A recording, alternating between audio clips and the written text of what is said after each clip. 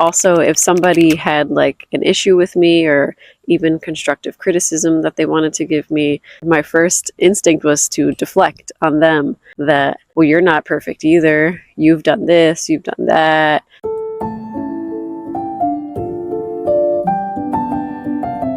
When I first reflected on the idea of fame, I thought fame was more about like wanting to be a celebrity or wanting to be known across the world or something like that. But what I realized for me, fame was more about wanting to protect my image, like one constantly worrying about what others think about me, how they perceive me, and then trying to tiptoe around that to try to be perfect so that everybody liked me. What I realized was that I had this fear inside of me that if I appear weak or stupid or ignorant or something, that people will no longer like me and then they will stop being friends with me. And I think underneath all of that is just this fear of being alone.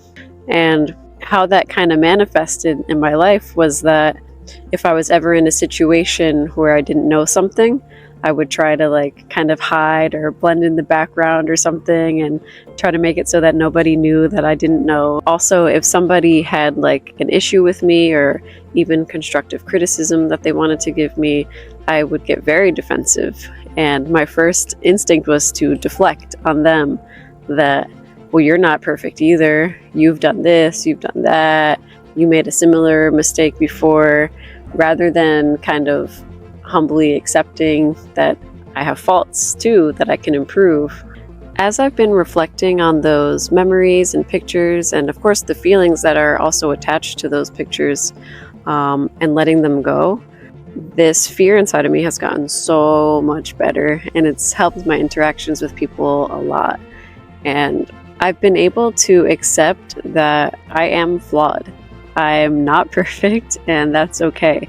I actually really started to have a lot of respect for people that I saw that were able to take constructive criticism really humbly. And they take that information and then they actually improve and they change.